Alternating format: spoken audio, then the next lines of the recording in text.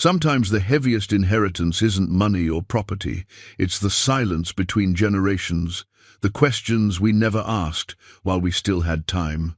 Dan Keller learned this at 54, standing in his dead grandfather's house after 20 years of silence and dust. He expected old furniture and faded memories. Instead, he found a wooden crate hidden between two sofas, filled with gold bars that shouldn't exist. Real gold. Unexplained wealth. His grandfather never said a word about it.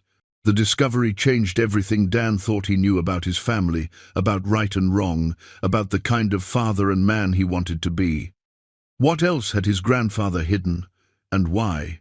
Before we continue, tell us where you're tuning in from, and if this story touches you, make sure you're subscribed, because tomorrow I've saved something extra special for you. Dan Keller's alarm went off at 5:30 every morning, just as it had for the past 30 years.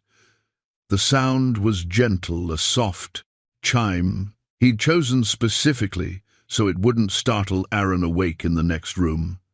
At 54, Dan had learned that the small considerations mattered most. He'd learned it through divorce, through financial struggle, through watching his son navigate a world that wasn't built for someone with cerebral palsy. He'd learned it the hard way, which seemed to be the only way Dan learned anything. He stood in the kitchen of their small rental house, waiting for the coffee to brew. The place was tidy but worn linoleum that had seen better decades, cabinets that didn't quite close right, a refrigerator that hummed too loud. It was affordable, though, and the landlord didn't mind that Aaron needed accessibility modifications. Dan had installed the grab bars himself, widened the bathroom doorway, built a ramp for the front steps. Small considerations. "Morning, Dad." Aaron's voice came from the hallway, accompanied by the familiar rhythm of his gait, uneven but determined. At 28, Aaron had his mother's dark eyes and Dan's stubborn chin. He'd also inherited a sharp mind that Dan thanked God for every single day. "Morning, buddy. Coffee's almost ready." Dan pulled down 2 mugs, the routine so automatic his hands knew the motion in his sleep. "Got that lawyer letter yesterday," Aaron said, settling into his chair at the kitchen table. "About Grandpa Walter's house." Dan poured the coffee, added cream to Aaron's cup the way he liked it. "Yeah, I saw it. 20 years is a long time to leave a place sitting empty. Probate takes time when there's no clear will. Your great-uncle fought me on it for years." Dan sat down across from his son. "Doesn't matter now. It's ours. Or mine. Whatever." Aaron studied his father over the rim of his mug. "You don't sound excited." "It's just a house, Aaron. An old house full of old things belonging to a man I barely knew." That was true enough. Walter Keller had been a presence in Dan's childhood, not a person. He'd been the stern figure at occasional holiday dinners, the man who sent birthday cards with crisp $20 bills and no personal message. He'd been successful, an architect who designed government buildings and military installations during the Cold War. He'd had money, respect, and a modernist house in the woods that looked like something out of an architecture magazine. He'd also been cold, distant, the kind of grandfather who shook your hand instead of hugging you, who asked about grades but never about dreams. Dan's father, Walter's son, had died young, a heart attack at 42.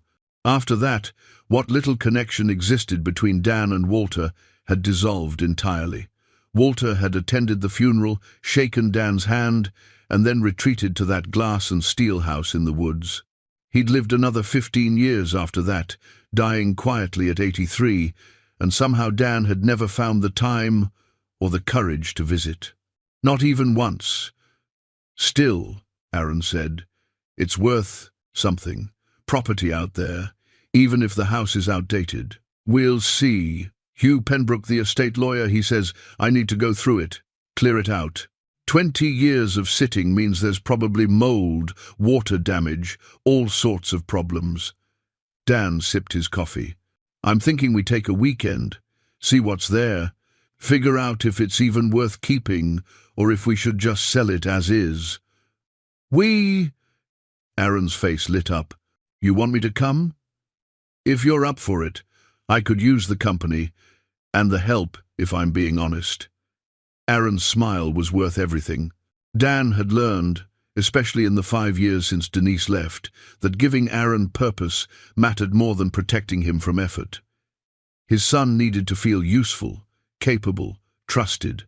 The divorce had been hard on Aaron, watching his mother choose a simpler life, one that didn't include the daily realities of caregiving.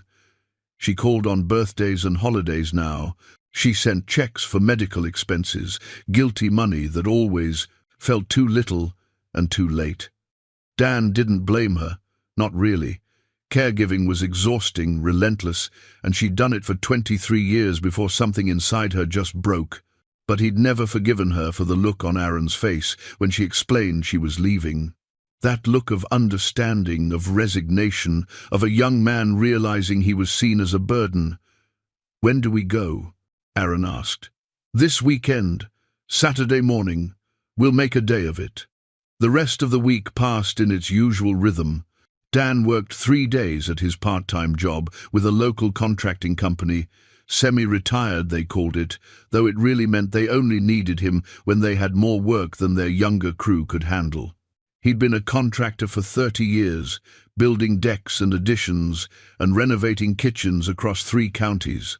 His body showed the wear a bad knee, a shoulder that ached in cold weather, hands that were starting to stiffen with arthritis. On Thursday, his neighbor, Lorraine, caught him bringing in groceries. "Dan, you got a minute?" She was 72, sharp as ever, with silver hair she wore in a neat bun and eyes that missed nothing. "Sure, Lorraine, what's up? Heard you inherited Walter Keller's place." She leaned on her cane, studying him. "That's quite something. News travels fast. Small town. People talk." She paused. "I knew your grandfather, you know. Not well, but we crossed paths over the years. He was at the library often, always researching something. Architecture journals, history books, government documents." Dan set the grocery bags down. "What was he like? I mean, really like?" Lorraine considered the question. Complicated, brilliant, certainly, but troubled. After about 1982, maybe 83, something changed in him. He became more withdrawn, stopped coming to town events. Used to be you'd see him at the Historical Society meetings, the Planning Commission hearings, then one day he just stopped showing up anywhere. Any idea? Why? No. But people noticed. Some said he'd had a falling out with a business partner. Others thought maybe he was just getting old, wanted privacy. She looked at Dan carefully. Whatever was eating at him, it ate at him for a long time. "I saw him about 6 months before he died, at the pharmacy. He looked like a man carrying the weight of the world." Dan thought about that conversation all through Friday. On Saturday morning, he and Aaron loaded up the truck, cleaning supplies, trash bags, work gloves, a cooler with sandwiches and water. The drive took 40 minutes, winding through pine forests and past old farms until they turned onto a private road that hadn't been maintained in years. The house appeared suddenly through the trees, and Dan's breath caught. It was stunning, even in decay. All angles and glass, built into the hillside, so it seemed to grow out of the landscape. Walter had designed it himself in 1968, and it looked like the future people had imagined back. Then clean lines, floor-to-ceiling windows, a flat roof with dramatic overhangs. The glass was clouded with grime, the wood siding weathered grey, but the bones were magnificent. "Wow," Aaron said softly. "I had no idea." Dan parked, and they sat for a moment, just looking. Then he pulled out the keys Hugh Penbrook had given him, 2 brass keys worn smooth with age, attached to a leather fob with Walter's initials embossed in fading gold. The door opened with resistance, hinges protesting. Inside, the air was stale and thick with dust. Sunlight filtered through dirty windows, illuminating a space frozen in time. The furniture was covered with white sheets that had yellowed. The floor was original terrazzo, dulled but intact. Built-in shelving held books and objects Dan couldn't quite make out in the dim light. It's like a museum, Aaron said, his voice hushed. Like he just walked out one day and never came back. But Walter had come back. He'd lived here until his death. He'd walked these floors, slept in that bedroom visible through the doorway, sat in chairs now hidden beneath sheets. He'd lived here alone with whatever had changed him in 1982, whatever weight Lorraine had seen him carrying. Dan pulled off the first sheet, revealing a low-slung sofa in burnt orange fabric, sun-bleached along the top. Dust filled the air, making him cough. They worked for 2 hours, removing sheets, opening windows to air the place out, taking stock. The house was remarkably preserved, no water damage, no mold, just dust and time. Walter's belongings were everywhere. Books on architecture and history, vinyl records, mid-century pottery, framed photographs of buildings he'd designed. And then, as Dan pulled a paint-stained blanket from between 2 covered sofas near the fireplace, he saw it. A wooden crate, military green, about 3 feet long and 2 feet wide. It was heavy, he could tell, just by looking at the way it sat firmly on the floor, not budging when the blanket came away. "What's that?" Aaron had come up beside him. "I don't know." Dan knelt down, his knee protesting. The crate had a hinged lid with a simple clasp, no lock. Stamped on the side in faded black stencil, "Property of U.S. Government," followed by a serial number. He opened it. The gold bars lay in neat rows, 12 of them, each about the size of a brick. They gleamed even in the dusty light, stamped with official-looking marks and numbers. Dan reached out, touched one, felt its weight and coldness. "Dad," Aaron whispered, "is that real?" Dan lifted one bar. It was astonishingly heavy, dense in a way that couldn't be faked. The stamp read, 1 kilo, 999 fine gold, followed by a serial number and what looked like an official seal. His hands were shaking. "I think so," he said. "I think it's very real." Dan couldn't stop staring at the gold bars. They sat in their crate like something from a dream or a nightmare. He'd seen gold before, of course, in jewelry stores and museums, but never like this. Never 12 solid kilograms of it stacked neatly in a military surplus box in his dead grandfather's living room. "Should we touch them?" Aaron had moved closer, his face a mixture of wonder and concern. "I already did." Dan's voice sounded strange to his own ears. "They're real, Aaron. I can feel it. The weight, the density, you can't fake that." He lifted another bar, turning it over in his hands. The stamps were crisp, official. Each bar bore slightly different serial numbers, but the same government markings. These weren't black market goods or smuggled treasures. These were legitimate bars, purchased through proper channels, stamped and certified, which made their presence here even more confusing. "How much is gold worth?" Aaron asked. Dan's mind was already doing the math. "Last I checked, something like $60 a gram. These are kilogram bars, so—" He paused, calculating. "Each one is worth maybe $60,000, maybe more, times 12. Times 12. Dan set the bar back carefully in its place. His heart was hammering. $700,000, maybe more, sitting in a box in an abandoned house for 20 years.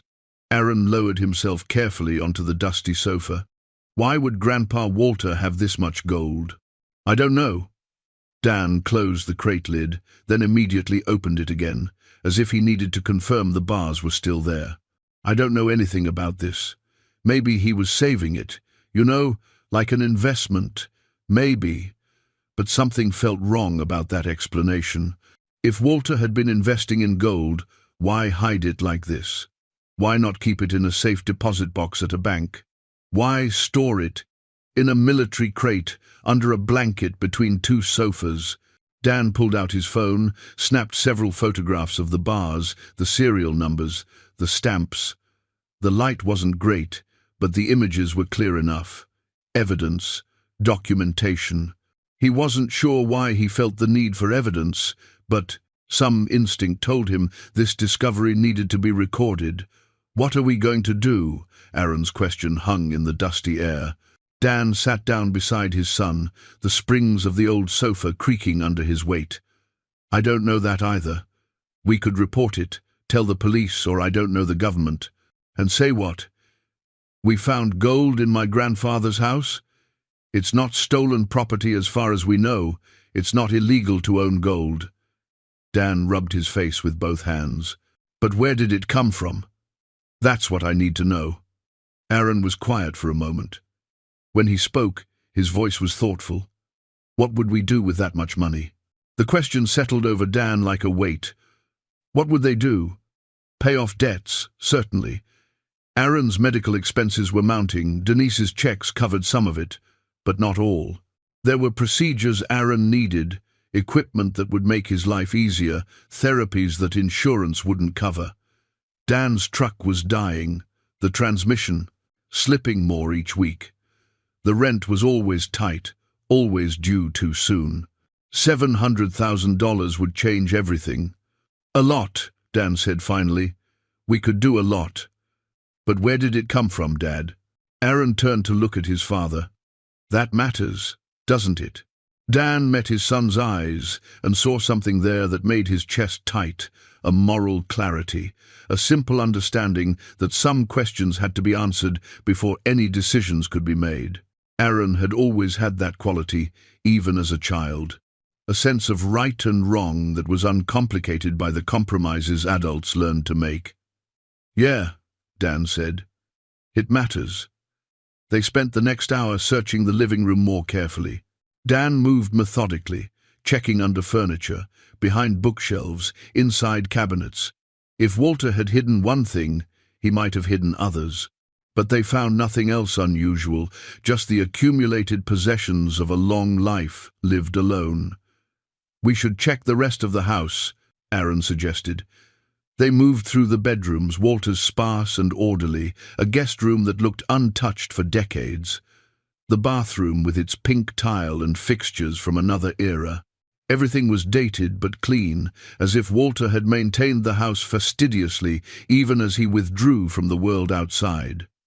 In what had clearly been Walter's office, Dan stopped. Here was evidence of the man's professional life: filing cabinets, a desk with an old typewriter, bookshelves crammed with architectural journals and reference books. A drafting table stood by the window, its surface still bearing the faint impressions of pencil marks from drawings long since removed. Dan opened the filing cabinets. Manila folders, neatly labeled, containing what looked like business correspondence, contracts, project files. He pulled out a folder at random: blueprints for a government facility in Nevada, dated 1974. Another folder held correspondence with the Department of Defense, discussing specifications for a secure communications building.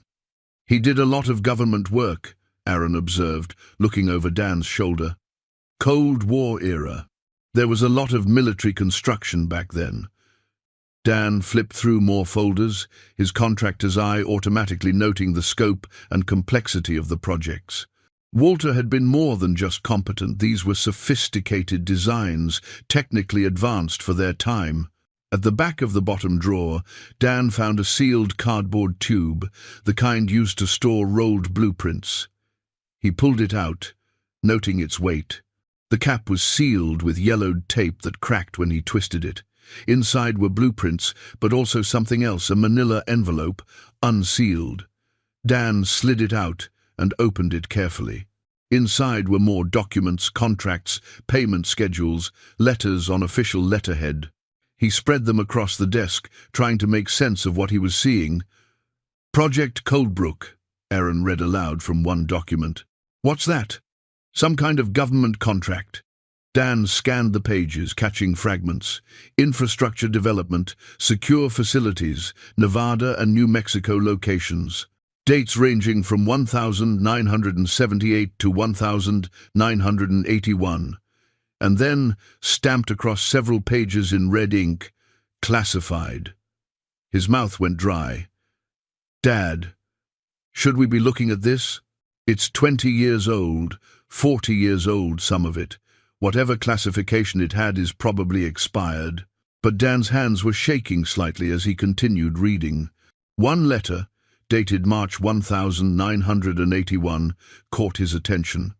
It was addressed to Walter from someone named Karl Metzger, a name that appeared frequently in the project documents. The tone was casual, friendly even, discussing timelines and specifications. But there was a line near the end that made Dan pause. The special compensation package we discussed should process through the usual channels by month's end. As always, your discretion is appreciated. Special compensation. Dan looked back at the living room, toward where the crate of gold bars sat hidden between the sofas. We need to keep looking, he said quietly. We need to understand what Walter was involved in. Aaron nodded, his expression serious. They'd come to clean out an old house. They'd found something else entirely, a mystery that reached back decades, and a fortune that might come with strings attached. Dan carefully photographed each document before returning them to the envelope.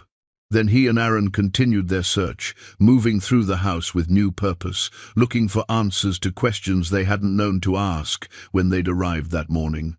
Outside, the afternoon sun filtered through the pines, casting long shadows across Walter's modernist house. Inside, father and son worked in silence, uncovering piece by piece the hidden life of a man they'd thought they knew, and discovering that family secrets could lie dormant for decades, waiting for someone to finally ask the right questions. Dan didn't sleep well that night. He and Aaron had locked up the house at dusk, leaving everything as they'd found it, including the gold. The drive home had been mostly silent, both of them lost in thought. Now, at 2 a.m, Dan lay in bed, staring at the ceiling, his mind turning over the discovery again and again. $700,000, maybe more, depending on current gold prices. Money that could solve every practical problem in his life, money that came from somewhere for some reason and sat hidden in his grandfather's house for 2 decades. Special compensation. What did that mean? He got up, moved quietly to the kitchen, and made coffee, even though he knew it would only make sleep more impossible. His phone sat on the counter, and after a moment's hesitation, he opened the browser and typed, Project Coldbrook Government, 1,980 seconds. Nothing useful came up. A few random references to cold-related research, a brook in Vermont, nothing about classified government. Infrastructure. He tried, Karl Metzger architect, Cold War. More results this time. An obituary from 1995. Karl Metzger, age 67, died unexpectedly. Survived by a sister, no children mentioned. Former principal at Metzger and Associates, architectural firm specializing in government contracts. The obituary was brief, perfunctory, the kind that revealed nothing about the actual person. Dan kept searching, following threads through old newspaper archives and public records databases. Karl Metzger's firm had dissolved in 1982, the same year Lorraine said Walter had changed. That couldn't be coincidence. He found a reference in a 1981 newspaper, a small item about a construction accident at a government facility in New Mexico. 3 workers killed when scaffolding collapsed. The article mentioned the contractor by name, Metzger and Associates. An investigation was pending. Dan read the article 3 times, a cold feeling settling in his stomach. When Aaron shuffled into the kitchen at 6, Dan was still at the table, surrounded by printouts and notes. You've been up all night. It wasn't a question. Couldn't sleep. Dan poured coffee for his son. Aaron, I think I found something, or the beginning of something. He explained what he'd discovered, the accident, the timing, Karl Metzger's death 14 years later. Aaron listened, his face serious. You think the gold is connected to the accident? I don't know. But the timing matches when Walter changed, when Lorraine said he withdrew from everything. Dan tapped the obituary. And this Metzger died unexpectedly. No details. That could mean anything, or nothing. People die, Dad. Sometimes there's no mystery. I know, but I have to find out. Dan gathered the papers. I'm going back to the house today. There has to be more documents, more clues, something that explains this. I'll come with you. You don't have to. I know you have that physical therapy appointment. Aaron shook his head. I'll reschedule. This is important. They arrived at Walter's house by 9, the morning sun making the glass walls gleam. Dan felt different approaching it this time, less like he was visiting a relic and more like he was investigating a crime scene, though what crime, he couldn't say. Inside, they went straight to the office. Dan worked systematically through the filing cabinets while Aaron searched the desk drawers. Hours passed in focused silence, broken only by the occasional observation. Here's another Project Coldbrook reference, Aaron said, holding up a folder. Payment schedule from 1,980. Looks like Walter's firm got monthly installments, but there are also these separate line items marked consulting fees. Dan took the document. The consulting fees were substantial, tens of thousands of dollars, paid quarterly, separate from the main contract payments. No explanation of what the consulting actually entailed. That's a lot of money for consulting, Dan muttered. In another drawer, he found correspondence between Walter and various government officials. Mundane stuff, mostly technical specifications and timeline discussions. But one letter, tucked into a folder marked personal, was different. It was handwritten, dated December 1981, from someone named Phyllis Granger. Mr. Keller, I am writing to you one final time. It has been 8 months since my father died at the Project Coldbrook site, and still no one will give our family straight answers. The investigation called it an accident, but my father was a careful man, a professional with 20 years of experience. He would not have made the mistakes they claim he made. I know you were there. I know you saw what happened. Please, if you have any conscience at all, tell the truth about what went wrong that day. 3 families deserve answers. My father deserves justice. Please. Dan read the letter twice, then handed it to Aaron. She thinks Walter knew something, Aaron said quietly.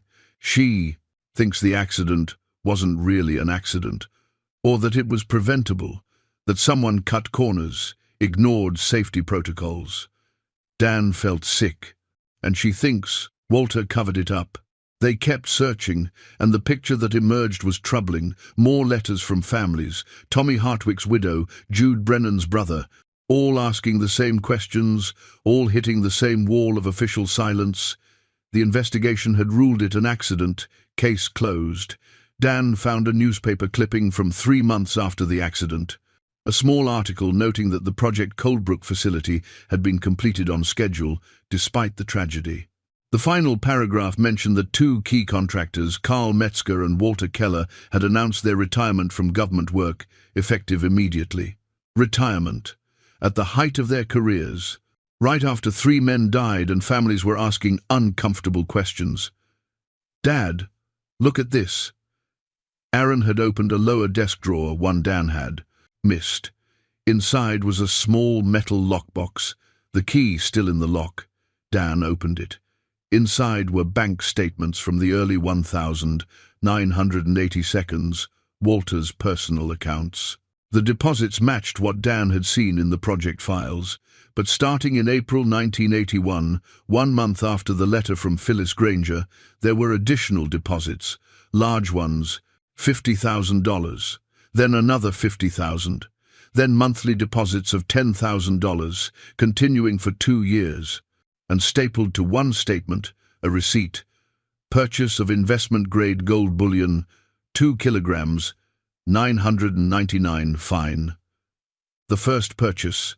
Dan checked the dates on subsequent statements, more gold purchases, every few months, always 2 kilograms at a time. Over 3 years, Walter had converted hundreds of thousands of dollars into gold bars. He was being paid off, Aaron said, his voice barely above a whisper. Paid to stay quiet about what really happened. Dan wanted to argue, to find another explanation, but the evidence was too clear. The timeline, the amounts, the abrupt retirement, the family's unanswered letters, it all pointed to the same conclusion. His grandfather had been involved in something that got 3 men killed. He'd been paid to keep silent, and he'd spent that blood money on gold, hidden it away like it burned his hands to touch it. "What do we do?" Aaron asked. Dan looked at his son, saw the same moral clarity he'd seen the day before. Some questions mattered, some truths couldn't be ignored, no matter how uncomfortable. "We find those families," Dan said. "We find out what really happened, and then—" He paused, thinking of the gold bars sitting in the other room. "Then we figure out how to make this right." Dan spent the next week researching, and what he found only deepened the mystery. The accident at Project Coldbrook had killed 3 experienced construction workers, Tommy Hartwick, Jude Brennan, and Phyllis Granger's father, whose name was Gordon. All 3 had been working on specialized infrastructure when scaffolding collapsed. The official report blamed faulty equipment and human error, but the families had never accepted that conclusion. Dan found old forum posts archived from construction industry message boards in the early days of the internet. Family members asking questions, sharing suspicions, wondering why the investigation had closed so quickly, why no one was held accountable, why the contractors had suddenly retired. On Thursday afternoon, Dan made a decision. He looked up Phyllis Granger in the White Pages database. There were 3 listings in New Mexico. He started calling. The second number reached her. "Hello?" The voice was older, cautious. "Miss Granger? My name is Dan Keller. I'm Walter Keller's grandson." Silence on the line. Then, "I see. I found your letter, the one you wrote to my grandfather in 1981. I'm calling because I think you deserve to know." Dan paused, choosing his words carefully. "I think he wanted to tell the truth. I think he was prevented from doing it." "Is that supposed to make me feel better?" Her voice was sharp, bitter. "Your grandfather knew what happened to my father. He could have spoken up. Instead, he took his money and retired to his fancy house in the woods. I know, and I can't excuse that. But I'm trying to understand what happened, and I thought maybe you could tell me what you remember." Another long pause. "Why does it matter now? They're all dead. My father, your grandfather, Karl Metzger. Everyone who knew the truth is gone. Not everyone. You're still here. The other families are still here. And I found—" Dan stopped himself. He wasn't ready to mention the gold yet. "I found documents that suggest my grandfather was paid to stay silent. A lot of money." He heard her draw a sharp breath. "I knew it. We all knew it, but we couldn't prove anything. Tell me what you remember, please." Phyllis was quiet for a long moment. When she spoke again, her voice was softer, worn down by years of unanswered questions. "My father was a foreman, 20 years of experience, never a safety violation. He called me 2 days before the accident, said something wasn't right on the site. The concrete wasn't curing properly, the scaffolding system they were using wasn't rated for the load. He'd filed complaints, but Metzger and your grandfather overruled him. Said they were behind schedule, over budget, had to push forward." Dan closed his eyes, picturing it. "Dad said he was going to refuse to continue unless they fixed the problems. That was on a Tuesday. Thursday morning the scaffolding collapsed. Dad and 2 other men fell 4 stories. They died before the ambulance arrived." "I'm sorry," Dan said quietly. "The investigation was a joke. They interviewed workers, but everyone was scared of being blacklisted. The official report blamed my father, said he'd miscalculated load distribution. But Dad didn't miscalculate anything.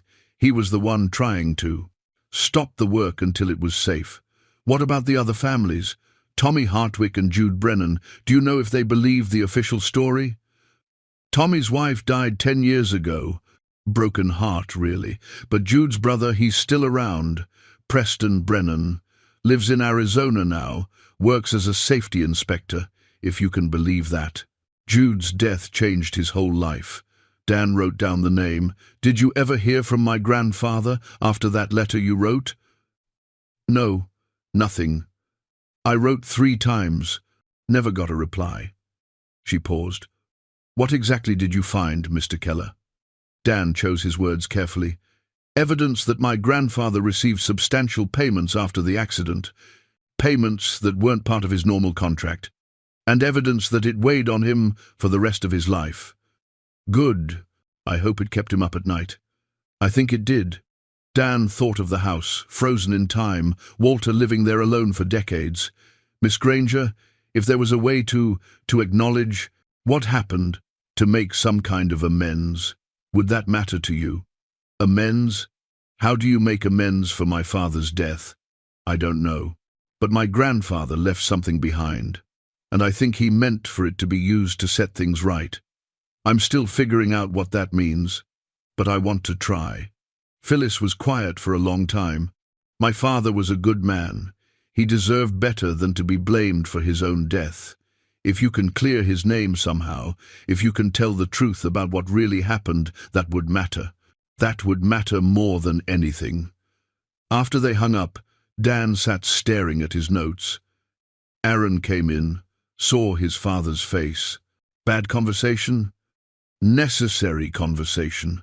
Dan explained what Phyllis had told him. Walter knew those men died because of decisions he and Metzger made. He knew it was their fault, and he stayed silent. For money. For money.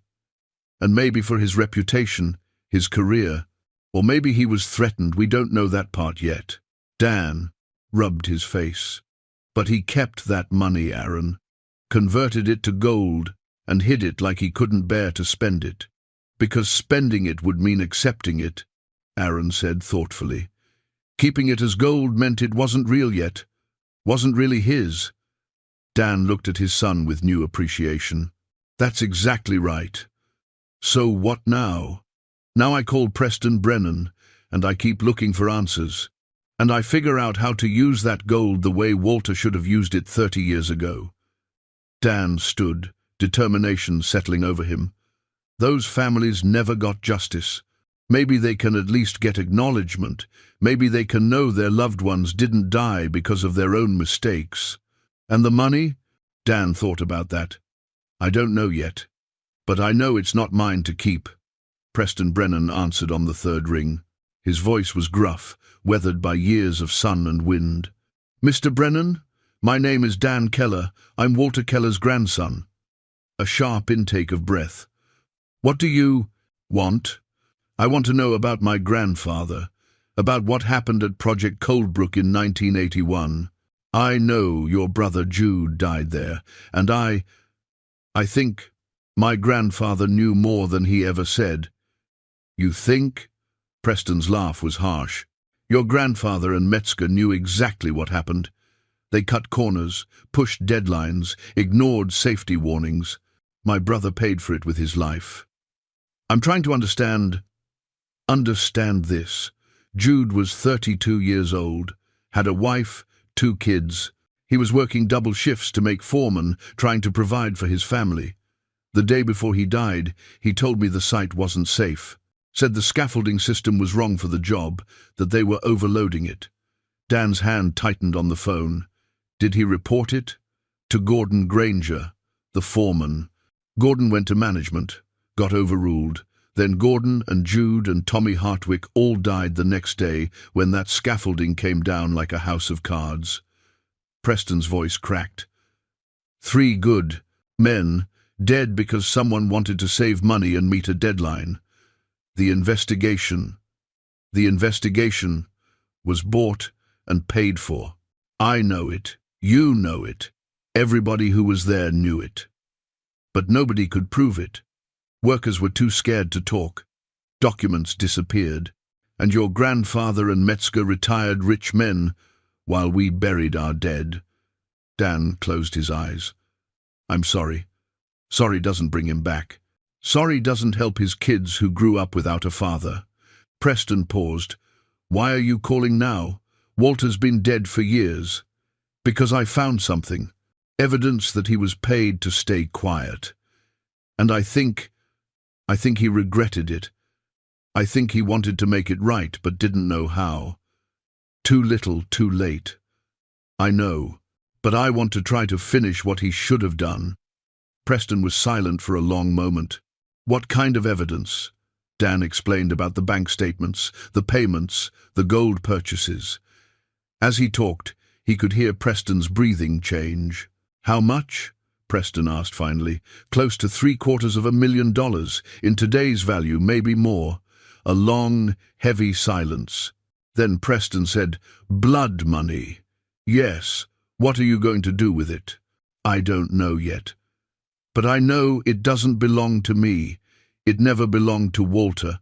Not really. He was just holding it. For what? His conscience?" Preston's voice was bitter. "Did it help him sleep at night?" "I don't think he slept much. The house, it's like he stopped living after 1981. Just existed there, alone, surrounded by his guilt." "Good." But Preston's voice had lost some of its edge. "Look, Mr. Keller, I appreciate the call. I do. But talking about it doesn't change anything. My brother's still dead, his kids still grew up without him, and that money, however much it is, it won't bring him back. No. But maybe it could help his family. Help all the families. His wife remarried, moved on. His kids are grown now, have their own lives. They don't need charity. From the man who got their father killed. What if it wasn't charity? What if it was restitution? What if it came with the truth about what really happened?" Preston went quiet. Dan could hear him breathing, thinking. "The truth," Preston said finally. "That's what we wanted back then. That's what the investigation should have given us. Instead, they blamed the victims and called it closed. If I could find a way to tell that truth, to document what really happened, to clear your brother's name, and Gordon's and Tommy's, would that matter? You can't undo the official record. That report is on file somewhere, blaming them for their own deaths. But I could tell the real story. I have documents, bank statements, evidence of the payoff. I could show that safety concerns were raised and ignored, that Walter and Metzger knew the risks and pushed forward anyway. To what end? The truth. For its own sake, and for their families to know their loved ones weren't at fault." Preston was quiet for so long Dan thought he'd hung up. Then, Tommy Hartwick's widow died, but he had a sister, lives in Nevada still. And Gordon Granger's daughter, you probably found her already. I spoke with Phyllis yesterday. Then you know how much it would mean to her. She spent years trying to clear her father's name. Preston sighed, and the sound was heavy with old pain. "Look, I became a safety inspector because of what happened to Jude. Spent my whole career making sure other workers didn't die from preventable accidents. If you can do something, anything, to acknowledge that Jude and Gordon and Tommy died because someone else's greed, not their own mistakes, yeah, that would matter." After they hung up, Dan sat with his notes, the weight of 3 lives pressing down on him. 3 men with families, with futures, with children who'd grown up without fathers, all because schedules mattered more than safety, all because speaking up would have cost Walter his career and reputation. And Walter had taken the money and converted it to gold, as if by not spending it he could pretend it wasn't real, as if hiding it away could make the guilt hurt less. But guilt didn't work that way. Dan understood that now. Walter had lived with it for 20 years after the accident, another 15 after Carl Metzger's suspicious death. He'd lived alone in his glass house, surrounded by the weight of what he'd done and the fortune he'd been paid to stay silent. Now, Dan had inherited both, the fortune and the burden. Dan returned to the house on Monday, this time alone. Aaron had a medical appointment, and besides, Dan needed space to think. He'd been avoiding the basement. It was dark, musty, the kind of space that looked forgotten. But something Preston had said kept nagging at him. Documents disappeared. If documents had disappeared from the official investigation, maybe Walter had kept copies. Maybe there was more evidence hidden in the house.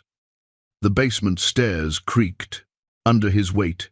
He flipped the light switch, and a single bulb flickered on, casting harsh shadows across concrete walls and exposed ceiling joists. Boxes were stacked along one wall, labeled in Walter's precise handwriting. Tax records 1975 to 1980. Project files. Personal correspondence. Dan started with the project files, methodically going through each box. Most contained mundane construction documents, blueprints, material orders, inspection reports. Nothing about Project Coldbrook. Then he noticed something odd. The boxes were labeled chronologically, but there was a gap.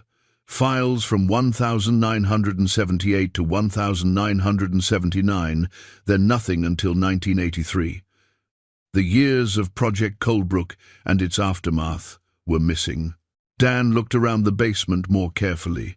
In the far corner, behind an old water heater, he saw what looked like a panel in the wall. He moved closer, running his fingers along the edge.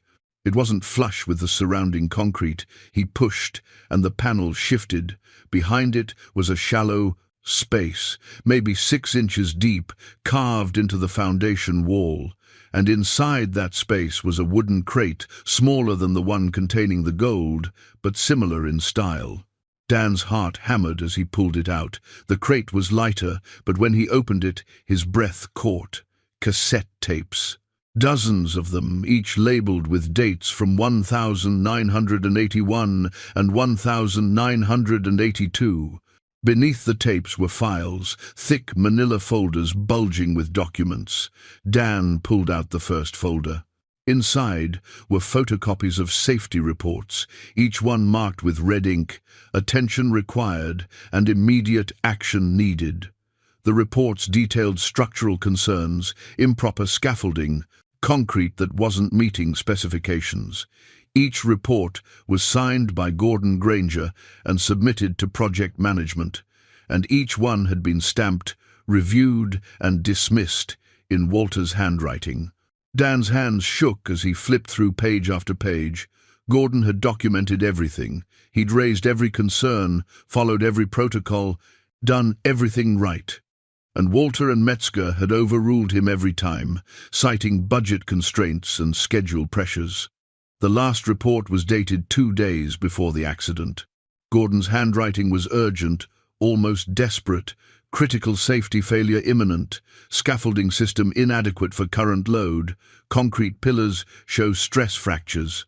Recommend immediate work stoppage pending structural review. Walter's response, written in the margin, schedule non-negotiable. Proceed as planned. Dan felt sick. He picked up one of the cassette tapes. The label read, the 15th of March, 1981, site meeting. 3 days before the accident. Dan searched the basement until he found an old cassette player on a shelf. He plugged it in, inserted the tape, and pressed play. The sound quality was poor, tinny, but the voices were clear enough. Walter's voice, younger but recognizable. Gentlemen, we're 3 weeks behind schedule and 40,000 over budget. We need to accelerate. Another, voice harder. That's Metzger, Dan thought. Then Gordon Granger's voice, calm but firm. Mr. Keller, Mr. Metzger, I've submitted 3 reports this week alone. The scaffolding system isn't safe. We've got stress fractures in the support columns. If we add more load, Metzger, cut him off. The engineering specs say it's fine. The engineering specs are wrong. I'm telling you, from 20 years of experience, this setup won't hold. Walter's voice. Gordon, we appreciate your concerns, but we've had the calculations reviewed. The system is adequate. It's not, and if something happens, nothing's going to happen. Metzger again, dismissive. You're being overcautious. 3 men are working that scaffolding every day. Their lives depend on it being safe. A pause. Then Walter's voice, quieter, almost uncomfortable. We've noted your concerns in the record, but the schedule stands. We proceed tomorrow as planned. The tape Continued more argument, Gordon pressing his case. Walter and Metzger remaining firm. Finally, Gordon's voice resigned. I want it noted that I recommended work stoppage. When something goes wrong, and it will go wrong, I want it on record that I tried to stop it. Noted, Walter said. The tape ended. Dan sat in the silent basement, understanding washing over him in cold waves. Walter hadn't just accepted a payoff after the accident. He'd known beforehand. He'd been warned, explicitly, by a man with 20 years of experience, and he'd ignored those warnings because of schedule and budget. And then, when those 3 men died exactly as Gordon predicted, Walter had taken money to stay silent about his own culpability. Dan went through more tapes. One recorded the immediate aftermath of the accident chaos. Sirens, Metzger's voice saying, "Stick to the plan, blame equipment failure." Another tape, dated 2 weeks later, captured a private conversation between Walter and Metzger. The families are asking questions. Walter's voice, strained. Let them ask. The official report will settle it. We knew, Carl, Gordon warned us. We have it on record. We have nothing. Those reports disappeared, remember? As far as anyone knows, Gordon never raised concerns. This was an unfortunate accident caused by equipment failure and human error. His error, you mean? You're going to blame Gordon for his own death. I'm going to protect us both, and you're going to accept the consulting fees we discussed and keep your mouth shut, unless you want your career destroyed and potential criminal charges. A long silence. Then Walter, his voice broken. How much? Enough to make forgetting worthwhile. Dan turned off the tape player. His grandfather hadn't just stayed silent, he'd been complicit from the beginning. The payoff wasn't just hush money. It was compensation for participating in a cover-up, for allowing dead men to be blamed for their own preventable deaths. But Walter had kept the evidence. All of it. The tapes, the reports, the documentation of his own guilt. He'd hidden it away but couldn't destroy it. Because some part of him, Dan realized, had wanted the truth to come out eventually. Had wanted someone, someday, to know what really happened. Dan gathered the files and tapes carefully. This changed everything. This wasn't just about returning blood money to victims' families.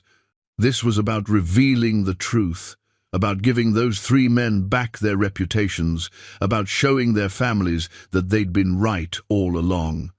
Dan spread the documents across his kitchen table. Aaron sat across from him, listening to the tapes with headphones, his expression growing darker with each recording. Dad, Aaron said finally, pulling off the headphones.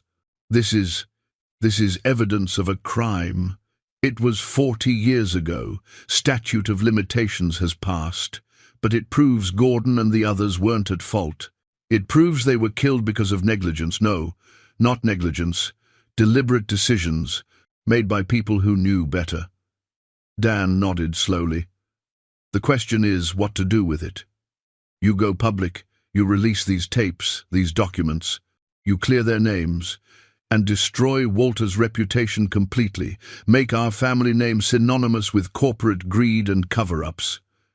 Aaron met his father's eyes. Does that matter more than the truth? Dan looked at his son, 28 years old, navigating life with challenges that would have broken most people, and still somehow the most morally clear person Dan had ever known. No, Dan said quietly. It doesn't. But it wasn't that simple, and Dan knew it. Going public meant exposure. It meant reporters, questions, scrutiny. It meant the gold would be discovered, and then there would be legal questions about inheritance, taxes, whether Dan had any right to it at all. It meant dragging up a 40-year-old tragedy and reopening wounds that had scarred over, if not healed. I need to talk to someone, Dan said. Someone who can advise me on how to do this right. The next morning, Dan sat in Hugh Penbrook's office. The estate lawyer was in his 60s, with silver hair and reading glasses perpetually perched on his nose.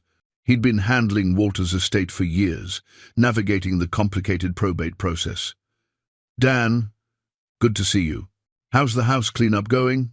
Complicated. Dan set his briefcase on the desk. Hugh, I need legal advice.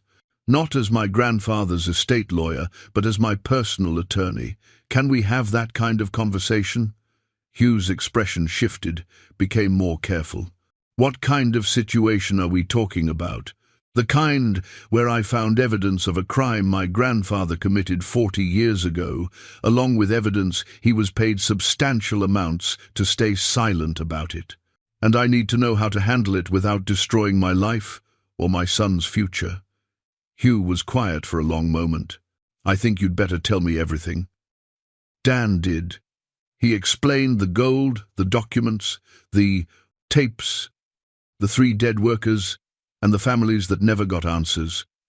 He explained the timeline, the payoffs, Karl Metzger's role. He left nothing out. When Dan finished, Hugh sat back in his chair, removing his glasses and rubbing his eyes. This is quite a situation. I know. The gold is legally yours. It was your grandfather's property, purchased legally, part of his estate. How he acquired the money to buy it is morally problematic, but not legally relevant at this point. So I can keep it. Legally, yes. Should you? Hugh put his glasses back on, studying Dan. That's a different question entirely. The families deserve something, some acknowledgement of what happened, what was taken from them. Agreed, but you need to be careful about how you approach this. If you go public with accusations of a cover-up, even with evidence, you could face defamation lawsuits from Metzger's estate or others involved. The statute of limitations protects you from criminal charges, but civil liability is different. Dan hadn't considered that. So what do I do? Hugh thought for a moment. You could create a trust. Anonymous distributions to the families, structured as, let's say, memorial gifts or charitable donations. No explanations, no accusations, just financial support. That feels like another cover-up, like I'm paying them off to stay quiet, just like Walter was paid. Then you tell them the truth privately. You contact each family, share the evidence, let them decide what to do with it. You give them the power Walter took away from them. Dan considered that. And the gold? Convert it to cash, establish the trust, distribute the funds. I can help you structure it properly, handle the legal paperwork. It'll take time. Liquidating that much gold quietly isn't simple, but it can be done. How long? A few months, if we're careful. We'll need to work with reputable dealers, provide documentation of legitimate ownership. The tax implications will be significant but manageable. Dan thought about Aaron's medical bills, about his dying truck, about rent always coming due. A few months of knowing the money existed but not being able to touch it. A few months of choosing the hard right over the easy wrong. Do it, Dan said. Set up the trust. I want equal distributions to the 3 families, Gordon Granger's daughter Phyllis, Jude Brennan's brother Preston, and Tommy Hartwick's sister. Can you find Tommy's sister? I'll need to do some research, but yes. If she's still alive, I can find her. And I want to meet with each of them if they're willing. I want to give them the evidence. Let them know what really happened. They deserve the truth from someone in my family, even if it comes 40 years too late. Hugh made notes. This is going to take time, Dan, and it's going to be emotionally difficult. Are you prepared for that? Dan thought about Walter, living alone in that glass house for 20 years with the weight of 3 deaths and a fortune in blood money. He thought about Phyllis Granger's unanswered letters, about Preston becoming a safety inspector because his brother died preventably, about children who grew up without fathers because budget and schedule mattered more than lives. I'm prepared, Dan said. My grandfather ran from this for 40 years. I'm not going to run anymore. As Dan left Hugh's office, his phone rang. It was Denise, his ex-wife. He almost didn't answer, but something made him pick up. Dan, it's about Aaron's medical expenses. The insurance denied the appeal. We're looking at another $12,000 in bills. Dan closed his eyes, feeling the weight of it. $12,000. A fraction of what sat in gold bars in Walter's house. Money he could access now, if he wanted. If he kept one bar, just one, no one would know. I'll handle it, Dan said. How? Dan, we're already behind. I said I'll handle it. His voice was firmer than he felt. Give me 2 weeks. He hung up and sat in his truck, hands on the steering wheel. 2 weeks to figure out how to cover Aaron's bills without touching the gold. 2 weeks to prove to himself he meant what he'd told Hugh. Some inheritances were curses, but maybe, just maybe, they were also opportunities to be better than the people who left them behind. Dan sold his truck on Wednesday. It wasn't an easy decision. The truck was 20 years old, needed transmission work, but it was his. He'd bought it when Aaron was 10, back when he was still married and work was steady. It had hauled lumber and tools to hundreds of job sites. It had the dent in the passenger door from when Aaron had accidentally closed it on a shovel, and the coffee stain on the center console that had never quite come out. But it was worth $8,000 to a local dealer who needed work trucks. Combined with what Dan had in savings, it was enough to cover Aaron's medical bills and buy some time. He came home on the bus, carrying his personal items from the truck in a cardboard box. Aaron met him at the door, took one look at his father, and understood. You sold it. Needed to. Dan set the box down. Your medical bills came first. Dad, you need that truck for work. I'll rent one when I need it, or borrow one. It's fine. But it wasn't fine, and they both knew it. Without his own truck, Dan's already limited work options became even more constrained. But looking at Aaron's face, the guilt and gratitude mixed together, Dan knew he'd made the right choice.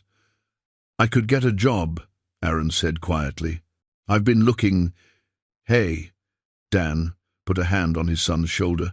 You focus on your therapy, on getting stronger. The job situation will work itself out. That night, Dan returned to Walter's house. He needed to document everything properly for Hugh, needed to photograph the gold bars individually, record serial numbers, prepare the documentation for liquidation. The house felt different now, less like a time capsule and more like a confession booth. Everywhere Dan looked, he saw evidence of Walter's guilt, the sparse furnishings, the lack of personal warmth, the way the place felt more like a cell than a home. In the bedroom, Dan found something he'd missed before. Walter's nightstand had a locked drawer. Dan tried various keys from the house until one fit. Inside was a journal, leather-bound, its pages filled with Walter's handwriting. Dan sat on the bed and began to read. The early entries were mundane notes about projects, sketches, observations about architecture and design. But after March 1981, the tone changed completely. The 18th of March 1981, 3 men died today. Gordon was right. I knew he was right, and I ignored him. Carl and I pushed forward because the contract penalties for delay were too high, because our reputations were at stake, because we thought we knew better. We didn't. Now, official investigation is underway. Carl insists we destroy Gordon's safety reports, claim he never filed proper concerns. I should refuse. I should tell the truth. God help me, I don't. The 2nd of April, 1981, met with the families today, saw Gordon's daughter Phyllis. She has his eyes. She asked me if her father made a mistake, if he was careless. I told her the investigation would determine what happened. I lied to her face while looking into her father's eyes. The entries continued, chronicling Walter's descent into guilt and self-loathing. The first payoff came in May, and Walter wrote, Carl arranged compensation for our consulting services and discretion. $50,000 deposited today. I stared at the bank statement for an hour. This is the price of 3 lives, apparently. The price of my silence. I can't spend it, can't touch it. Converted it to gold instead. If I don't use it, maybe I can pretend it's not real. Entry after entry documented the but. Accumulation of gold, each purchase accompanied by expressions of guilt and self-recrimination. Walter had been tormented by what he'd done, yet he'd never found the courage to make it right. One entry, dated 1995, caught Dan's attention. Carl died yesterday. Heart attack, they say, but I wonder.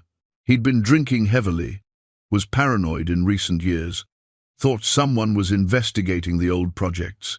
Maybe guilt killed him, the way it's been killing me slowly for 15 years.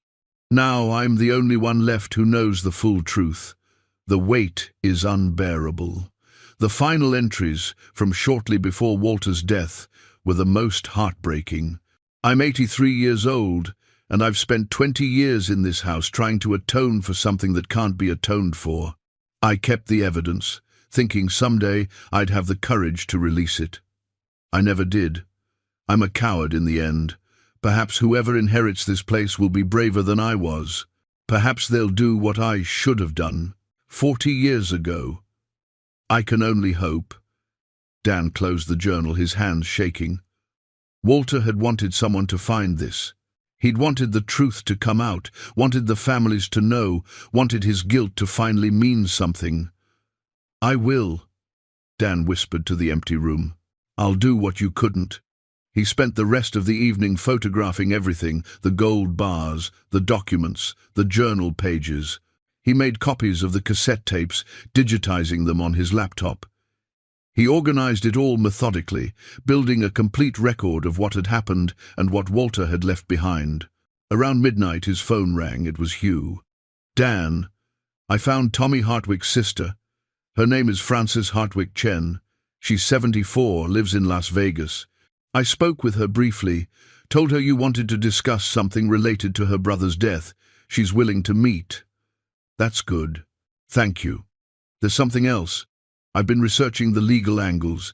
If you go forward with this, releasing the evidence, telling the families everything, you should be prepared for media attention. This kind of story, a 40-year-old cover-up revealed by the perpetrator's grandson, it could get picked up nationally. Dan hadn't thought about that. Does that change anything? It could. For you, for Aaron. People will want to know why you're doing this, whether you're profiting from it. There will be scrutiny. Let them scrutinize. I'm doing the right thing. That's all that matters. Hugh was quiet for a moment. You're a good man, Dan. Better than your grandfather. I don't know about that. I'm just trying not to make the same mistakes. After hanging up, Dan walked through the house one more time. He stopped in front of a photograph on Walter's desk. A young Walter, maybe 30 years old, standing proudly in front of a building he'd designed. His whole career ahead of him, his reputation unblemished, his conscience clear. How had that man become the broken figure? Who'd lived here in isolation for 2 decades?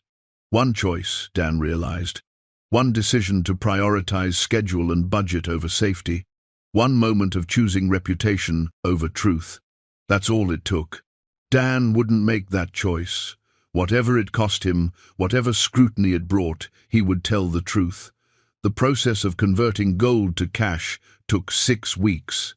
Hugh connected Dan with a reputable precious metals dealer in Denver who specialized in estate liquidations. The dealer asked minimal questions, accepted the purchase receipts from Walter's safe as provenance, and handled everything discreetly. The first sale netted $450,000 after fees and taxes. Dan watched the money transfer into the newly established trust account and felt nothing but relief. It was no longer his burden to carry alone. Hugh had structured the trust carefully, the Walter Keller Memorial Trust, established for the benefit of families affected by construction industry tragedies. It was vague enough to avoid specific accusations, while clear enough in purpose. 3 equal distributions, each for $500,000, would go to Phyllis Granger, Preston Brennan, and Frances Hartwick Chen. But before the money went out, Dan needed to meet with each of them. He needed to give them the evidence, let them know what really happened, and allow them to decide what to do with the truth. Phyllis agreed to meet first. Dan drove to Albuquerque on a Saturday morning, the box of documents and digitized recordings on the seat beside him. They met at a quiet coffee shop on the east side of town. She was 68 now, grey-haired and dignified, with her father's steady gaze. She shook Dan's hand firmly and sat across from him, waiting. "Miss Granger, I want to start by saying my grandfather was wrong. He knew your father was right about the safety concerns, and he ignored him. And then, after your father died, he helped cover it up." Phyllis's jaw tightened, but she nodded. "Go on." Dan opened the box and pulled out the copied documents.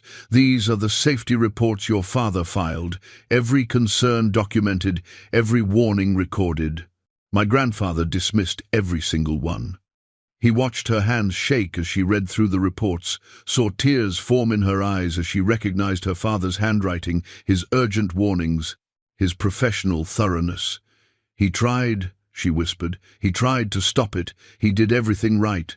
And he was overruled by men who cared more about deadlines than lives." Dan pulled out the cassette tape transcripts. "These are recordings of meetings before the accident. You can hear your father arguing for safety, for doing things properly. You can hear my grandfather refusing."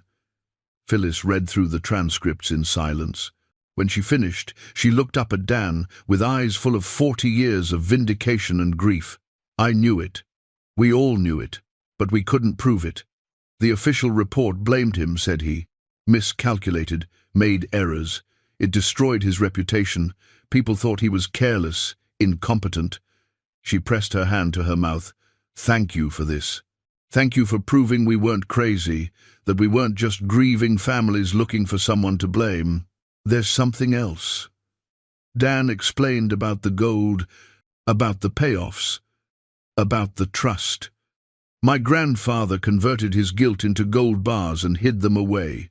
He couldn't spend them, couldn't give them back, couldn't make himself do the right thing, so I'm doing it for him. The trust will distribute $500,000 to you, to Jude Brennan's brother, and to Tommy Hartwick's sister." Phyllis stared at him. That's too much. I don't want his blood money. It's not about the money.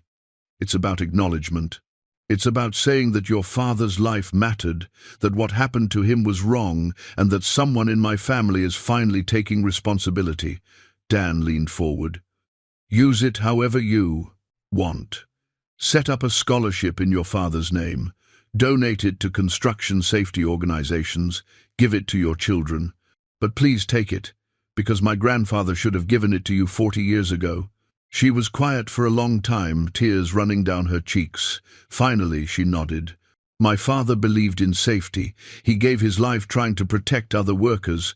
I'll use this money to continue that work. I'll establish a fund for construction safety advocacy. Name it after him. The Gordon Granger Safety Initiative." Dan felt something loosen in his chest. He'd be proud of that. "Will you go public with this? The recordings, the documents? That's your decision, not mine. This is your father's vindication. If you want the world to know the truth, I'll support that. If you want to keep it private, I'll respect that." Phyllis touched the documents in front of her. "I need to think about it. Talk to my family. This changes everything I thought I knew about that time. Take your time. You have my number." The meeting with Preston Brennan 2 weeks later in Phoenix went similarly. Preston listened to the recordings with his jaw clenched, rage and grief warring on his weathered face. When Dan explained about the trust, Preston's first instinct was to refuse. "I don't want anything from the people who killed my brother." "Then don't think of it as coming from them. Think of it as restitution, as payment of a debt that was owed for 40 years. Your brother's life had value. This is finally acknowledging that." Preston eventually agreed, saying he'd donate the money to a vocational training program for construction workers, emphasizing safety education. "Jude believed in doing the job right. I'll make sure other workers learn to do the same." Francis Hartwick Chen was the last meeting. and the most emotional. At 74, she'd buried her brother at age 32 and had spent decades wondering if the official story was true. Seeing the evidence, hearing Tommy's safety concerns recorded on tape, broke something open in her. He had a voice, she sobbed. He spoke up, he tried, and they silenced him. Dan sat with her in her Las Vegas apartment, letting her cry, letting her rage, letting 40 years of doubt and confusion finally have clarity. "The money," she said finally. "I have grandchildren, Tommy's nephews and nieces who never met him. Can I set up education funds for them? Let Tommy help raise another generation even though he's gone?" "That's a beautiful idea," Dan said. When he left Francis's apartment, Dan sat in his rental car and called Aaron. "How did it go?" his son asked. "They know now. They finally know the truth. And the money? Going to good causes. Gordon's name will be on a safety initiative. Jude's memory will train future workers. Tommy will help educate his family's next generation." Dan started the car. "Walter's blood money is becoming something worthwhile. You did good, Dad." Dan drove through the desert night, heading home, feeling lighter than he had in months. 3 months after the first distribution, Dan stood at Walter's grave for the first time in 20 years.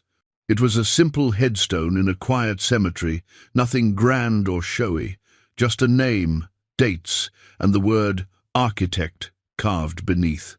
He'd come alone. Aaron had offered to join him, but this felt like something Dan needed to do by himself. "I found it all," Dan said to the stone, feeling foolish talking to granite, but needing to say the words anyway. "The gold, the documents, the recordings. I found your journal too. Read every word of how much you regretted what you did." A breeze moved through the cemetery, rustling the leaves of nearby oak trees. "I gave it back. Well, not back exactly. Those 3 men can't be brought back. But I gave it to their families.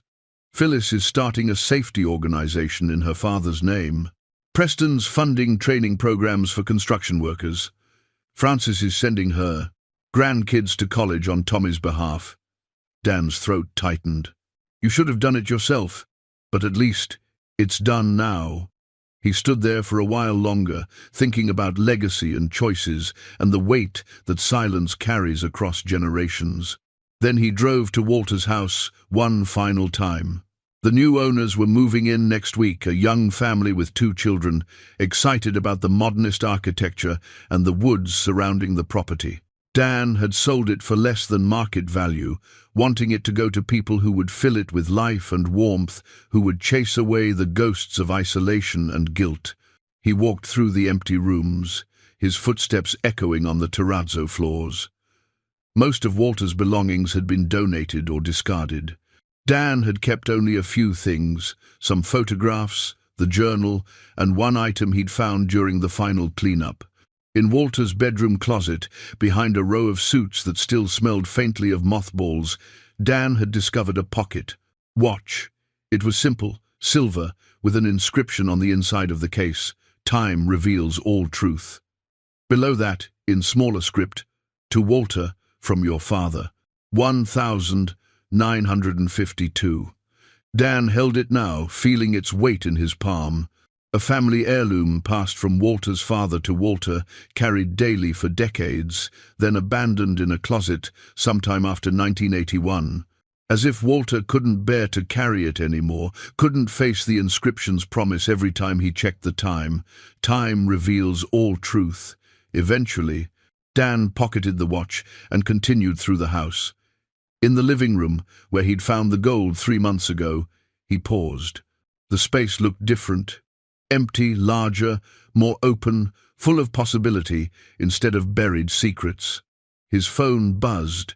A text from Phyllis. "Wanted you to know, filed the paperwork today. The Gordon Granger Safety Initiative is official.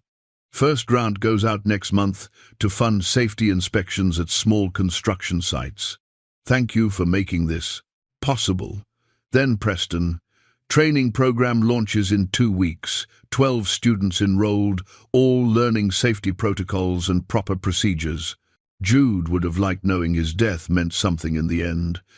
And Francis, 3 grandkids got their first semester scholarships. Couldn't have done it without you.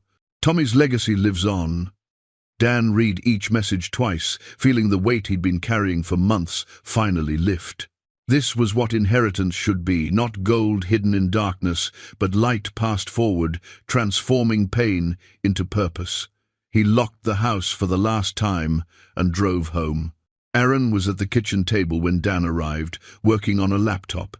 He looked up, smiled. "How'd it go?" "Good." Said goodbye to the house, to Walter. Felt like closure. Dan sat down across from his son. Got messages from all 3 families, the money's being put to good use. "And the last gold bar? The one Hugh said you kept?" Dan had kept 1 bar, at Hugh's suggestion, not for wealth, but as a reminder.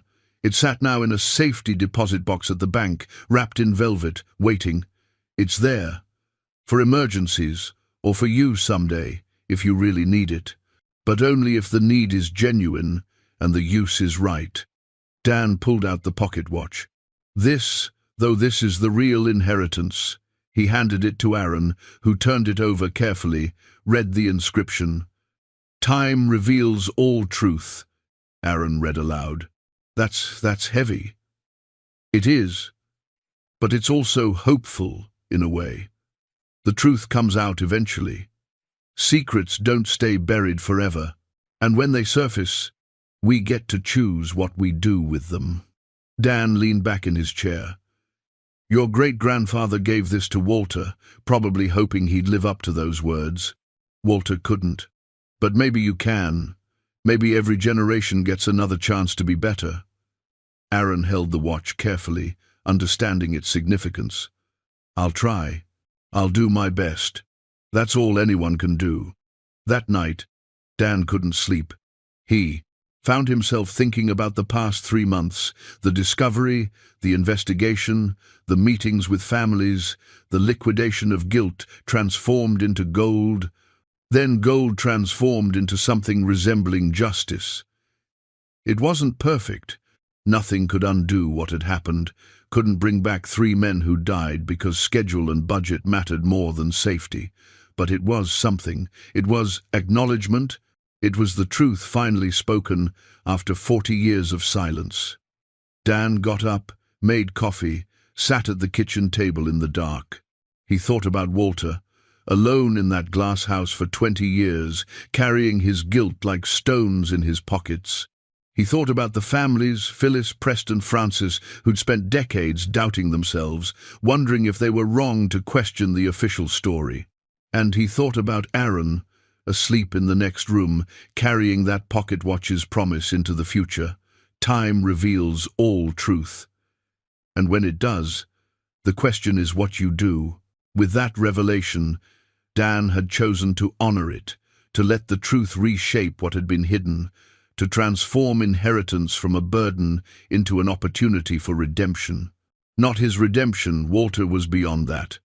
But perhaps the redemption of a family name, of a legacy that could be more than silence and secrets. Outside, dawn was beginning to break. A new day, carrying less weight than the one before. 6 months had passed since Dan first opened that wooden crate and found the gold bars that would change everything. Now, on a crisp autumn morning, he sat on the porch of their small rental house, watching leaves spiral down from the oak tree in the front yard. Life had found its rhythm again, a quieter rhythm than before, but steadier somehow, more honest. Aaron came out with 2 cups of coffee, handed one to Dan, and settled into the chair beside him. His movements were easier these days. The new physical therapy program was helping, and without the constant stress of mounting medical bills, he seemed lighter, happier. "Lorraine's coming over for dinner tonight," Aaron said. "She wants to hear about the safety initiative." Dan smiled. Lorraine had become more than a neighbor in these months. She'd been a sounding board, a source of wisdom, someone who'd known Walter and could help Dan understand the man behind the mistakes. She'd told him stories about the Walter she'd known before 1981. Brilliant, engaged, someone who'd cared deeply about his work and his community. It helped, knowing his grandfather hadn't always been the broken figure who'd lived and died in isolation. "The initiative's doing well," Dan said. "Phyllis sent an update yesterday. They've already conducted safety audits at 15 small construction sites, found violations at 8 of them, got them corrected before anyone got hurt. Grandpa Gordon would be proud." Dan nodded. It felt right, calling him that Grandpa Gordon. A man Dan had never met, but whose integrity had echoed across 40 years, preserved in safety reports and desperate warnings that were finally being honored. His phone buzzed. A text from Preston. "Thought you'd want to see this." Below was a photo of 12 young men and women in work gear, standing in front of a banner that read, "Jude Brennan Memorial Safety Training Program Class of 2024. Dan showed the photo to Aaron, and they sat in silence for a moment, looking at faces full of hope and determination. 12 people who would enter the construction industry knowing that safety wasn't negotiable, that speaking up wasn't weakness, that no schedule or budget was worth a human life. "That's Jude's legacy now," Aaron said quietly. "Not the way he died, but what his death is preventing." "Yeah." Dan's voice was rough. "That's exactly right." Another message came through, this time from Francis. "Wanted to share my granddaughter Sarah made Dean's List. First semester of college, and she's thriving. She knows the scholarship is from her great-uncle Tommy, and she says it makes her work harder, knowing he's helping her even though they never met. Thank you for giving Tommy a future, even after his was taken away." Dan read the message aloud to Aaron, and his son reached over, squeezed his father's shoulder. "You did good, Dad. You took something terrible and made it mean something." "We did good," Dan corrected. "You were with me from the start. You're the one who kept asking the right questions, who reminded me that where money comes from matters." They sat in comfortable silence, drinking their coffee, watching the world wake up around them. A school bus rumbled past. Neighbors emerged to collect newspapers. Ordinary life, simple and precious. Hugh Penbrook had called 2 weeks ago with final numbers. After all distributions, taxes, and legal fees, there was still money left in the trust, not much, about $50,000. Hugh had asked what Dan wanted to do with it. Dan had thought about it for days before deciding. Yesterday, he'd instructed Hugh to donate the remaining funds to a national construction worker safety organization, given in Walter Keller's name with a note, "In acknowledgement of failures past and hope for better futures. Let Walter's name be associated with safety now, not just silence. Let there be some small redemption in the public record, even if it couldn't undo what he'd done." "I'm thinking about going back to school," Aaron said suddenly. "Nothing fancy, just some online courses. Maybe study business management, learn how to run a non-profit properly." Dan turned to look at his son. "The safety initiative? Maybe. Or something like it. I've been thinking about what we learned from all this, about legacy, about making things right, about speaking up even when it's hard." Aaron set down his coffee cup. "I want to do something that matters, something that helps people. I've spent so much of my life being the one who needs help, and that's okay, but maybe I can be the one helping too." Pride swelled in Dan's chest, so strong it almost hurt. "You already help. You help me every single day. I know, but I want to help more. Want to turn what we learned into something lasting." Aaron touched the pocket watch in his shirt pocket he'd taken to carrying it with him, Walter's old watch with its promise engraved inside. "Time reveals all truth, but what we do with that truth, that's up to us." Later that afternoon, Dan drove out to the property where Walter's house had stood. The new family had been living there for 3 months now, and Dan had stayed away, giving them space to make it their own. But today, he felt drawn back, wanting to see it one more time. The transformation was remarkable. The glass walls sparkled, finely cleaned of years of grime. Toys littered the yard, a bicycle, a soccer ball, a sandbox that hadn't been there before. Through the windows, Dan could see warm light, hear the sound of children laughing. The house was alive again. It was no longer a monument to guilt and isolation. It was a home. A woman emerged from the front door, the new owner, carrying a trash bag to the bins. She saw Dan standing by his car and walked over, smiling. "You're Mr. Keller, aren't you? The previous owner's grandson?" "I am. I hope you don't mind me stopping by. I just wanted to see the place." "Mind? We're grateful every day that you sold it to us. Our kids love it here, and the architecture is stunning." She paused. "Your grandfather was very talented." "He was," Dan said. "He was also very troubled. This house, it held a lot of pain for a long time." "Not anymore," she said firmly. "Now it holds birthday parties and homework sessions and family dinners. Whatever sadness was here before, we're filling it with joy." Dan felt something release inside him, a final letting go. "That's exactly what it needs. Thank you for that." As he drove away, Dan looked back once in the rearview mirror. 2 children had come outside, running and playing in the yard where Walter had walked alone for 20 years. New life replacing old pain. Laughter where there had been silence. That evening, Lorraine came for dinner. Dan and Aaron had made pot roast, and the 3 of them sat around the small kitchen table, talking and laughing. Lorraine told stories about the neighborhood, about changes she'd seen over 50 years of living on this street. She was good company, warm and wise, and Dan was grateful for her presence in their lives. "You know," she said, as they cleared the dishes, "I've been thinking about what you did, Dan, about how you handled everything with Walter's estate. It takes a rare kind of courage to choose the hard right over the easy wrong." "I had good guidance," Dan said, looking at Aaron, "and good questions to answer." "Still," Lorraine continued, "not many people would have done what you did. Most would have kept the money, justified it somehow, told themselves they deserved it. But you gave it back, gave it to the people it should have gone to 40 years ago. That says something about your character." Dan shook his head. "It says more about Walter's character. He kept the evidence. He preserved the truth, even though it condemned him. Some part of him wanted it found, wanted someone to finish what he couldn't." "Maybe," Lorraine allowed. "But he couldn't do it himself. You could.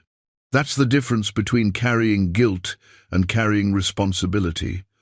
Walter carried guilt, and it destroyed him. You carried responsibility, and it freed you." Later, after Lorraine had gone home and Aaron had gone to bed, Dan stood at the kitchen window with the pocket watch in his hand. He opened it, read the inscription for what must have been the 100th time. "Time reveals all truth." Walter's father had given him this watch with that promise engraved inside, probably hoping his son would live. A life of integrity and honesty. Walter had tried for a while, but when the test came, when choosing truth meant losing everything he'd built, he'd failed. And he'd spent the rest of his life knowing he'd failed, carrying that knowledge in isolation, converting his shame into gold bars that sat hidden and untouched. Dan thought about the single gold bar still sitting in the safety deposit box downtown. 1 kilogram of gold, worth roughly $60,000. His insurance policy, his emergency fund, his reminder that choosing right doesn't mean choosing poverty. But it was just a bar of metal. The real inheritance, the one that mattered, was the watch in his hand. The promise it carried, the challenge it represented. Time reveals all truth, and when truth is revealed, you get to choose what kind of person you'll be. Will you hide it, justify it, run from it? Or will you honor it, speak it, let it reshape you into something better? Dan had chosen. And in choosing, he'd discovered something Walter never learned, that peace doesn't come from hiding your mistakes, but from facing them. That legacy isn't what you leave behind in bank accounts or safety deposit boxes, but in the lives you touch, and the truths you honor, and the courage you pass forward. He looked at the photograph on the refrigerator himself, and Aaron, taken last week, both of them smiling. A single father and his son, making their way in the world, doing their best, not perfect, not wealthy, not living some grand story that would make headlines, just two men choosing every day to be a little bit better than they were the day before. To speak truth when silence would be easier, to do right when wrong would be more profitable, to carry forward a promise engraved on a silver watch, that truth matters, that time will reveal it, and that what we do when it's revealed defines us more than any fortune ever could. Dan closed the watch, felt its weight in his palm. Tomorrow he'd give it to Aaron, permanently, pass it forward as it had been passed to Walter, as Walter's father had passed it to him. A promise moving through generations, waiting for someone brave enough to honor it. Tonight, though, Dan simply held it and thought about 3 men who died trying to do their jobs safely. Thought about the families who'd spent 40 years wondering if they were wrong to question the official story. Thought about Walter, broken and isolated, preserving evidence of his own guilt because he couldn't quite bring himself to destroy the truth completely. And Dan thought about himself 54 years old, divorced, semi-retired, raising a son with disabilities, living in a rental house with a leaky faucet and worn linoleum. By most measures, not a successful life. Not the kind that inspired stories or drew admiration. But he'd been given a test, and he'd passed it. He'd found a fortune and given it away. He'd found a terrible truth and spoken it. He'd found an opportunity for easy comfort and chosen hard integrity instead. That was success enough. That was legacy worth leaving. Outside, the night was quiet. Inside, Dan Keller stood in his small kitchen, holding a silver watch, feeling lighter than he had in 6 months. The gold was gone, converted to purpose. The secrets were revealed, transformed to truth. The burden was lifted, replaced with peace. Some inheritances came in gold. Others came in the courage to do what's right, even when it costs you everything. Walter had left both. Dan had chosen wisely.